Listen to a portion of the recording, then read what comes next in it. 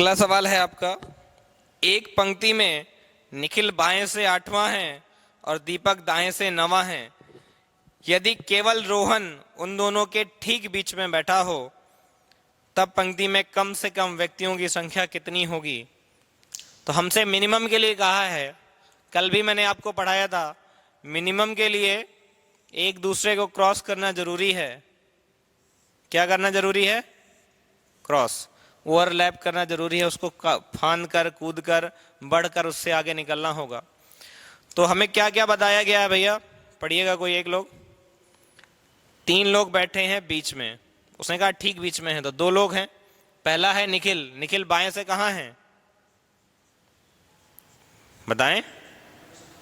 8वें स्थान पर। दीपक कहां से?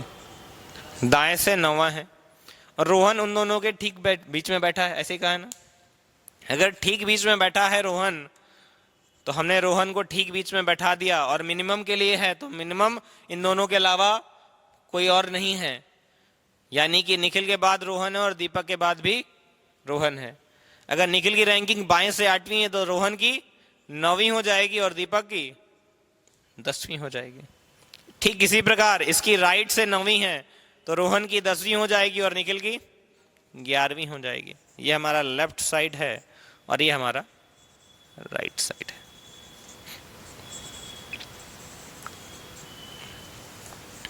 एक संभावना ये बनी। दूसरी संभावना देखते हैं कि निखिल दीपक को क्रॉस कर गया हो और दीपक निखिल को भी क्रॉस करके आगे चला गया हो। संभावना क्या है देखिएगा गौर से। इस जगह पर निखिल आ जाए और इस जगह पर दीपक आ जाए और ठीक बीच में कौन बैठा है? रोहन। दीपक की दाईं ओर से स्थिति क्या है? 9वीं है, तो भाई साहब 8वें हो जाएंगे और भाई साहब 7वें हो जाएंगे। होंगे कि नहीं होंगे? होंगे। चलिए, निखिल बाईं ओर से 8वां है तो ये भाई साहब 7वें और ये भाई साहब 6वें हो जाएंगे। कल ही मैंने बताया था टोटल निकालने के लिए लेफ्ट प्लस राइट बराबर होता है टोटल प्लस 1। तो L प्लस R यानी लेफ्ट प्लस राइट माइनस 1 बराबर क्या होता है? टोटल होता है। हमें निखिल की भी दोनों साइड से लोकेशन पता है, लेफ्ट से पता है, राइट से पता है। हमें दीपक की भी पता है, दोनों की पता है, रख देंगे किसी की भी। देखिए सबका टोटल सेम हो रहा होगा, 9 6 15, 8 7 15। इस तरह सारे के लिए वैल्यू क्या आती है, क्योंकि पंक्ति में लोग फिक्स हैं कि इतने ही होंगे। अगर फिक्स हैं तो रख देते हैं। हमने दीपक की रखी, दीपक की लेफ्ट से क्या पोजीशन है? दीपक की लेफ्ट से 6वीं है, राइट से क्या है? 9वीं है, -1 बराबर किसके है? टोटल के। 9 6 15, 15 - 1 बराबर टोटल है, और 14 बराबर क्या आ जाएगा? टोटल। तो आंसर आएगा आपका 14 यानी कि 14। कब? मिनिमम के लिए।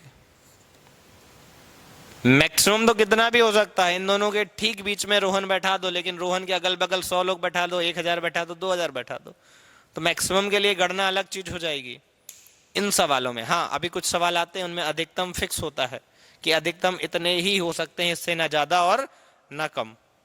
लेकिन मिनिमम इन सवालों में बिल्कुल क्लियर विजिबल है कि क्या होगा और क्या नहीं। नोट कर लीजिए सभी लोग जल्दी से। क्या 10th है?